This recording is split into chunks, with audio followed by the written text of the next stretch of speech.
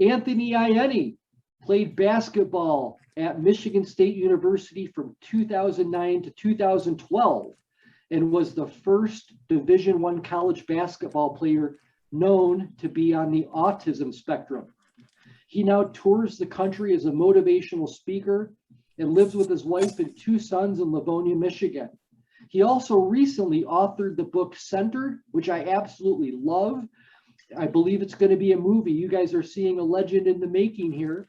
His book Centered was released in 2021. There is a link to Anthony's website in his listing if you'd like to buy Centered. It is a great book. Centered, this is a quote from somebody we might know. His name is Nick Saban. He's the head football coach from the University of Alabama, says, Centered is captivating and uplifting story about pursuing dreams, pushing through difficult times, and reaching one's full potential. Without further ado, I would like to put my hands together and ask you all to join me in welcoming Anthony Ianni. Thank you, Steve. Thank you. Well, first and foremost, Steve, you said a legend in the making. I don't know about a legend, man, but I definitely appreciate the kind words there for sure. But first and foremost, good morning, everybody. It is definitely an honor and a privilege to be here with all of you this morning. I hope everybody's doing well, definitely staying safe, healthy during this interesting time we're still enduring right now. So Steve kind of gave you a little bit about my background, but I'll kind of give you the full detailed version of it. When I was 4 years old, I was diagnosed with pervasive developmental disorder. It's a type of autism. And my diagnosis took place in 1993. And during that time period, nobody really knew what autism was. Nobody really knew a lot of the characteristics for it. There was absolutely no awareness, no resources or pathways or guidance for families and individuals who were affected with autism during that time period.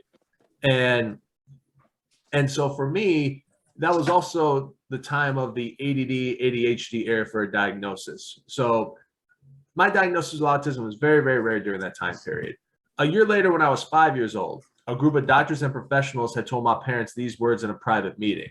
They said, sir, man, because your son does have a type of autism, that basically means don't expect him to do much or be much in life, because he's barely going to graduate from high school. He's never going to go to college. He's never going to be an athlete. But, you know, eventually, whenever he's done with high school, whenever that end up being, he'll end up in a group institution with other autistic kids like himself for the rest of his life. Now, I wasn't told this story to my freshman year in high school. So that kind of became my motivation to go out and prove those people and then the other doubters and naysayers that had my life wrong. I had to work hard at everything, from basketball to my social life, and especially school, because I'm not afraid to admit this. I was not the smartest kid that went to my high school. I wasn't. I had good grades. I had some bad grades here and there, but that's because each and every single day for me was a different day with an even more difficult challenge. But I had great teachers who sacrificed and supported a lot for me to help me get through those tough days and challenges, and more importantly, help me become the best student that I can be. But throughout my life, it wasn't just teachers who always supported me. It was friends, coaches, teammates, and my family. So the rest should be history. I went on to graduate from Okemos High School in 2007, where I then went on to Grand Valley State University for 2 years on a full scholarship for basketball. Now, I was only at Grand Valley State for 2 years because things just weren't going as well as I hoped they would. So I decided to leave Grand Valley State to fulfill my lifelong dream, which was the dream of playing for a certain coach at a certain university.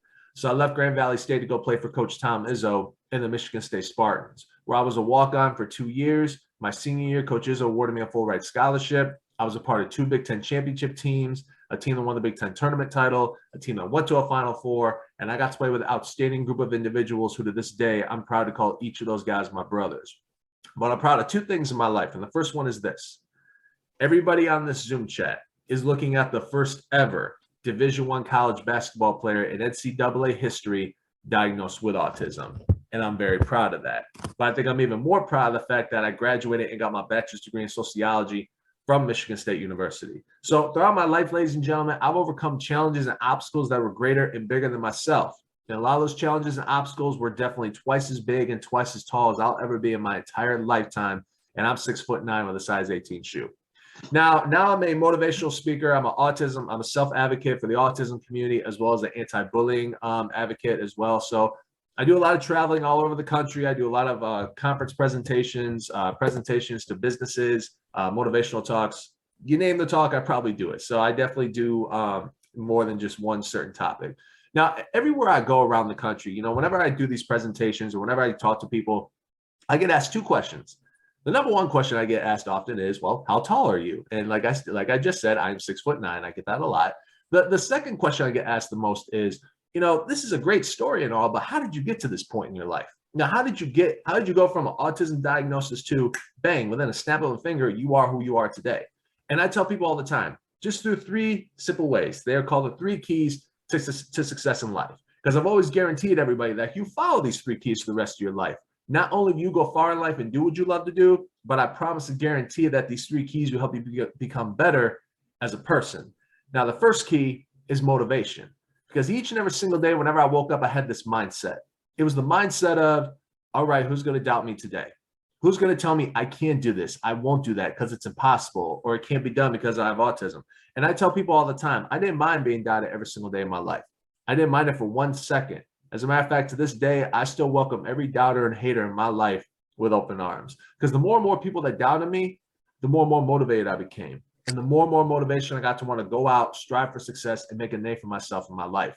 So the obvious question I could ask everybody on here is a simple one, which would be, what motivates you every day? That's the simple question I could ask. But I want to take it a step further than that. What are your whys in life? What are your whys in life? Why do you do what you love to do in life? So for example, I have 3 whys in my life. So I'm going to go from 3 to 1. Number 3 is a number, 5.5 million. That is how many people in our country have autism. Over 5.5 million people in our country with autism. I put 5.5 million people on my back every day. Some of those individuals may not have a voice for the rest of their life. I'm trying to be the voice for them every day. I'm trying to make sure that I carry that community on my back every day to make sure they get the awareness and the acceptance that they rightfully deserve each and every single day. My second why in my life are the students and the teachers that I get the absolute honor and privilege to talk to all over the country in schools, whether it's for anti-bullying or autism awareness. That's my second why. My number 1 why in my life are my 3 children.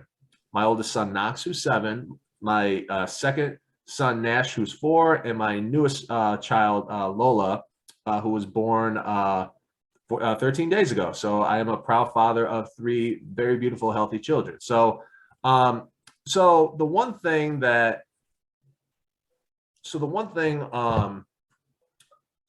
for me, my kids are always my whys in life. Now, what is the number 1 thing that we look at when we wake up in the morning? It's these little devices, right? It's cell phones. So that's always the first thing we look at as soon as we wake up in the morning. So on my phone are my 3 kids. So every single day I wake up, I look at my phone and I say to myself, those are your whys in life. So whatever your whys in life are, folks, take a picture, put it on your phone, write it down, whatever you want to do, and make sure that you are reminded every day what your whys are in life and use them to the fullest of their ability. So I know my whys in life. What are yours? Now, just because I was motivated every day didn't mean that things were going to be handed to me or given to me every day. I had to go out, work hard, and earn everything in my life. Hard work, which is the second key. Now, my father taught me a quote that when you folks leave this Zoom chat here today, I want you to pass this quote down to your kids and grandkids. And it's a quote my father has taught me. And this is a quote that helped me graduate from high school, a quote that helped me graduate from college, helped me earn 2 full-ride scholarships for college basketball. And those were all things that people said I couldn't do in my life. And the quote is, the harder you work, the more you earn. The harder you work, the more you earn. And like I said, folks, that quote, I promise it is as true as it could get, because that quote helped me graduate from high school, helped me graduate from one of the toughest universities in the state of Michigan, helped me earn 2 full-ride scholarships for college basketball. And that quote helped me and my teammates at Michigan State earn 2 Big Ten championship rings.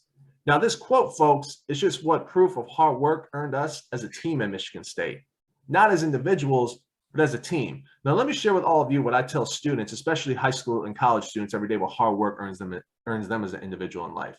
Getting good grades in school, that's what hard work earns them in life. Going through any college that a student wants to go through in life and graduate from that college, getting their degree is what hard work earns them. Getting a job, getting paid for that job, and sustaining that job over a certain amount of time, that is what hard work earns an individual in life. The harder you work, the more you earn. That is a quote and a motto that I still use to this day. It is a quote that I will pass down to my kids and my grandkids one day. And it is a quote that I continue to pass down to hundreds and thousands of students, teachers, and of course, folks in the business industry like yourself every day. Now, motivation and hard work. Those are 2 important things, right? But the third and final key, in my opinion, the most important key of them all, is super important, because I didn't just go through my life motivated and worked hard every day. I didn't go through it by myself. I had a lot of people in my corner, like coaches, teammates, friends, teachers, and family. The third and final key, in my opinion, the most important key of them all in life, is support. Now, I have one older sister. My sister is 4 years older than me. My sister was without question one of the greatest volleyball players to ever come out of the state of Michigan. She ended up going to play college volleyball for the University of Pacific for 3 years, and then she ended up transferring to Michigan State University for her senior year. And she played the setter position. But like any other brother, sister growing up in life, obviously my sister and I, we absolutely despised one another. We hated each other, because I'm not afraid to admit this. I was the most annoying little brother in history. I got on my sister's nerves so much that there were times where I literally wanted to annoy the heck out of her each and every single day, because that was my goal, was to annoy her 24/7, because I wanted to throw my own Christmas, birthday, and New Year's Eve party all in one day and just annoy her. That's how much fun I had with it. But after my sister left for college, I did something I thought I would have never done. I stayed in my sister's room for 2 weeks straight because of how much I missed her. Because it took me 14 years of my life to finally realize how important my only sibling is to me. And this was a time period where I was starting off as a freshman at Okemos High School. And as a freshman, I was 6'6". I wore a size 16 shoe, and I was scared of guys who were basically half my height. And part of the reason was because they were the football players. They were really big, muscular guys. Now me, I was the size of a twig, because I did not lift or touch weights until my junior year of high school. And I thought the football players want to beat me up every day. But thankfully they didn't. I became good friends with a lot of those guys. But still, all the fun and the moments I had my freshman year, I never got to share those times and moments with my sister, because she started off in college in California. But when she came back home, finished her volleyball career at Michigan State, we basically became closer than ever after that. We basically became best friends, did a lot of things together. But the one thing that we always did together was we would sit down at our parents' dinner table for 2-3 hours straight and just talk about life. Because my sister is a big expert in that, life. We went through a lot of the same things together. For example, we were both college athletes. For those of you that don't know this, college athletes have two lives, student and athlete. And we had to balance both those lives out. And the same rules apply for a regular college student too. I tell college students this all the time. You got your school life, you got your job life, and you got to balance it out. Because if one life takes over the other, it is a guarantee that that individual will not make it through college. Because we've all been there before. That's the game called college. That's the game called college. You got to prepare yourself and get ready for the next chapter in life, which is the real world. And my sister taught me a lot of that. She taught me how to get through the tough days of being an athlete at Michigan State. Taught me how to get through the even tougher days of being basically a student and an athlete at Michigan State because of all her experiences. All the times I doubted myself, all the times I questioned whether or not I could make it as a college athlete. You said that you ran through some of those numbers. Sorry about that. So basically, she kept picking me up every day. She kept picking me up every day. But it wasn't just my sister who kept picking me up all the time. It was my parents. My parents are the biggest reason why I am the man and person that I am today. They went through a lot of sacrifices to help get me where I'm at today.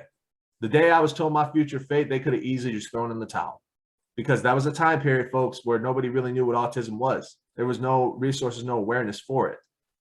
But what did my parents do? They kept the expectations high for me no matter what. Well, Anthony had a bad day at school. Okay, well, the expectations stay up here. Well, this didn't work out in his IEP plan. IEP plan stands for Individualized Educational Plan. Well, this didn't work in the plan. Okay, let's get together. Let's figure something else out. The expectations stay here. Why did my parents' expectations stay so high for me my whole life? Because they pushed and pushed and pushed and pushed the Okemos public school system to make sure that I got the right resources and the right accommodations to help me be successful in school, because they relentlessly pushed every day. And it wasn't just a Greg and Jamie Ianni deal. It was a team effort. This is where my teachers came into play. It was a team effort of individuals, of teachers, my special educational teachers that I got to work with in my resource room, my speech and language teacher who I did speech therapy with for basically twice a week up until my junior year of high school, my principal. They all got together, because this wasn't just an Ianni family deal. This basically was a team effort. And that's the one thing I've always tell people in the business world, is that it's not just about an individual thing. It's not just about, one person doing one thing or the other. It's about a team effort. And that's the one thing that I was taught at Michigan State, was that it's not about who gets the individual accolades. It's not about who gets to be All-American. It's not about who takes the game-winning jump shot. It does not matter at all. it is a team effort. Because the one thing I learned at Michigan State was, yes, I was a walk-on for 2 years. I was put on scholarship my senior year. I didn't play a minute. I'm not afraid to admit that to people. I did not play a minute during my time at Michigan State. I played some minutes here and there, but not a lot. I didn't score the game-winning jump shot at the end. But the one thing I learned at Michigan State was everybody has a role. Everybody has a role to play, and you have to play that role to the best of your ability. My role was to go to practice every day and beat up all my teammates because I wanted to make them better. Draymond Green, who is a four-time All-Star, he's basically chasing for his 4th championship ring right now in the NBA. But right now, I look back and I go, you know what? I had to beat up Draymond every day in practice. He hated it at times, but he's openly admitted to me that, you know what? It made him a better player. That was my role, and I was all right with that because I was willing to do and sacrifice whatever it took to help make my teammates better because it made us better as a team. And I made sure that I was going to be the toughest player that my teammates were ever going to play against for the rest of their life. So it's not just about one individual. It's about a team. And that is the one thing that I have learned throughout my whole life. This wasn't just about my teachers getting the job done. It wasn't just about my parents getting the job done and continuing to make sure that the expectations stay high. It was about making sure things got done in a team effort. And the expectations, same deal. I tell teachers this all the time. It doesn't matter if you have a straight A student in your class. It doesn't matter if you have a student who's not the smartest or the brightest, but you know what? The expectations stay high for all your students no matter what. Because if you lower that expectation, that's not fair to your students. That's not fair to you, more importantly, because you have expectations for your students. You have expectations for your employees. Keep them high no matter what, because you want to make sure that the expectations and everybody can match that no matter what. So motivation, hard work, support are the 3 keys for an individual to be successful in life. Now, on a final message I want to send out, and then I will open it up for questions. And please, folks, please feel free to ask me whatever you want. No question is off limits for me. You may ask me whatever you want. You guys can go about my diagnosis, my time at Michigan State, whatever you want. I mean, I'm an open book. You guys may ask me whatever you want. If there's anybody in this room, in this chat room right now, that has dreams or has goals in life, you need to be relentless each and every single day and attack those dreams and goals in life. Because, folks, I'll be honest with you, like, we don't just sit back every day hoping and praying that our dreams and goals are going to come to us. That's not how life works. We need to get up each and every single day, and we need to go attack and get our dreams and goals. We got to go get them. They don't come to us. We got to go get them. So get up each and every single day, go get your dreams and goals in life. And be relentless, folks, in everything that you do in your life. Be relentless when you go to sleep, when you wake up, when you go to work, whether you work out, whether it's coaching, whatever the case may be. Be relentless in everything that you do in your life. That's another reason why I do what I love to do in my life, because I'm relentless for each and every single person in my life. I am relentless for my whys in my life. So again, I know my whys. What are yours? Go and get your dreams and goals in life, folks, whether that's as an individual or as a business, as a company. Go get your dreams and goals in life, because I'll be completely honest with everybody on here. At the end of the day, we don't dream our lives. At the end of the day, we live them. So please feel free to throw in any questions you want in the chat. Like I said, I will. Oh, we're going for it right now. What is your strategy for recovering from setbacks? So for me, I've always kind of looked at setbacks as a negative. And the one thing I've always done my entire life and still do to this day, if there are any negatives I have in my life, I look at those negatives, I learn from them, and I'm better from them. Because, some people I've talked to think that if you look at negatives, like, they're just going to bring you down for the rest of your life. But I also look at certain situations that may be negative, but I look at those negatives and I try to look at them and go, all right, this is why this situation is negative. You could have done this better, could have done that better. You should have done this, should have done that. So look at the negatives, learn from them, and be better from them. So that's how, that's always been my strategy for recovering from setbacks in life, whether it's my job, whether it's personal, whatever the case may be. Like, I will always look at negatives and learn from them no matter what. Okay, we have an opportunity for any other questions, but I will say, Anthony, some really wonderful feedback in the chat for you. Folks, very, very appreciative for your talk today. And why don't we go ahead and put our hands together as well, too, just to say thank you for a great presentation. We're really excited to have had you here, but we do have an opportunity. Does anybody else have a question for Anthony? What do you say to people that see you and say that you appear normal? Probably nobody says you appear normal, Anthony, because you're so gigantic. Well, yeah, that's very true, Steve. That's very true. So for me, whenever you know, I always ask folks this question all the time whenever I go to conferences and whatnot. So the one question I always ask people is, when I first started speaking and I mentioned I was diagnosed with autism, like, how many people in the room actually thought that there's no way he has it because he doesn't have those kind of characteristics. He doesn't look like, you know, a quote unquote typical person with autism. And most of the time, like, half the room will raise their hands. And I tell people all the time, well, you know, it's okay. I get it all the time. So I'm not offended by it, because I always tell those same folks, like, you know, if you have dinner with me, you have lunch, breakfast, coffee, or tea with me, whatever the case may be, like, I guarantee you'll walk away from that 2-3 hour conversation later having a better understanding of who I am, you know, as a person, and who I am on the autism spectrum. And so I may not look like that quote unquote typical person with autism. You know, I may not be that quote unquote normal person, because, like, my autism, I'm very black and white. So what that means is somebody on here in the Zoom chat may say something to me, and I'll take it the complete opposite. And growing up, I had a tough time understanding nouns, verbs, idioms, sarcasm, and jokes. I'm better now than what I was 10 years ago, but you know, I still have my struggles for the rest of my life. I'm going to have those struggles for the rest of my life, because that's what makes me me. That's what makes me unique. If you had told like, you know, if you said the idiom, it's raining cats and dogs outside, to the 5-year-old me, you know, the 5-year-old me would have ran out the door actually thinking a cat or a dog was going to fall from the sky, because that's how literal I took things.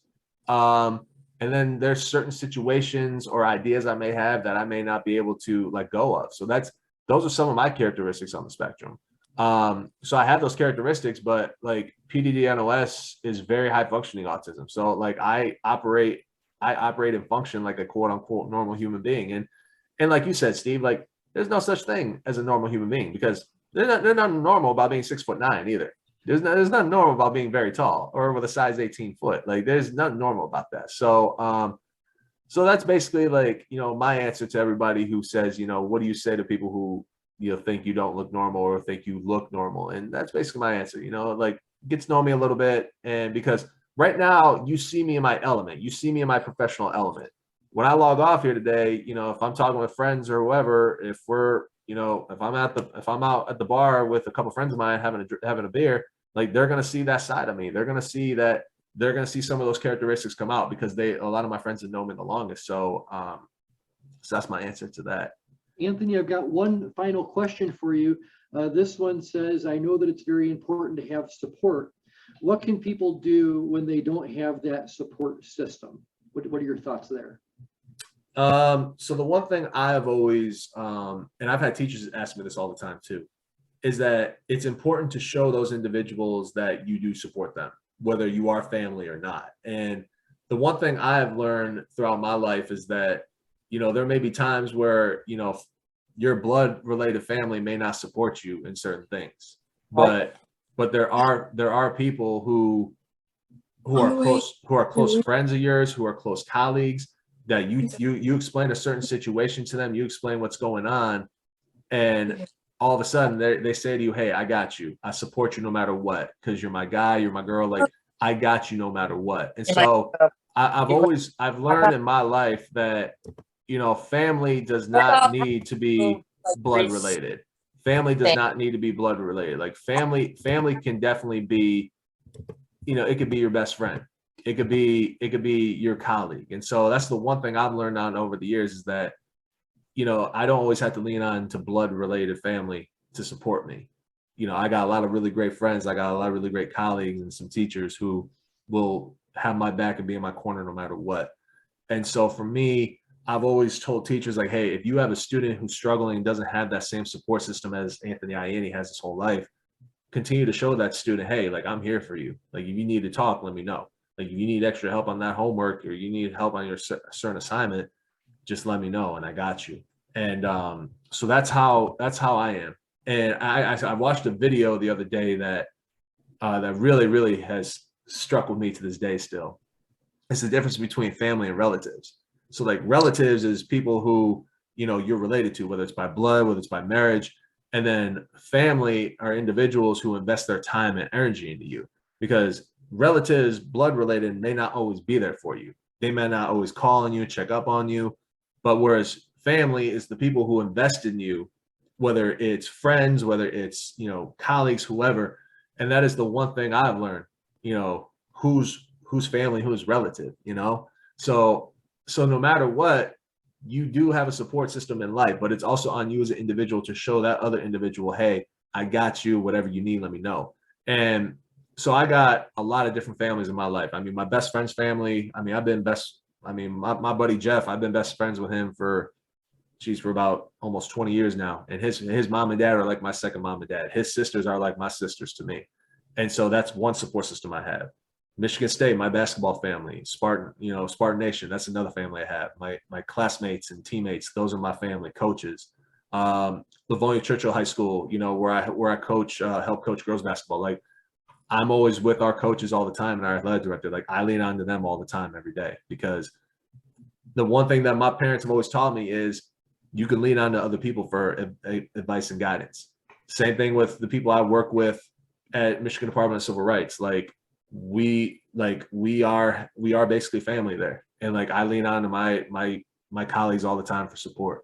So just because you are related to somebody, you know, doesn't mean that you need to always lean on to blood related family. You can always lean on to others as well for that support, because there's definitely a difference between family and relatives. Yeah, that's brilliant advice, and I'm so glad you shared that difference between relatives and family.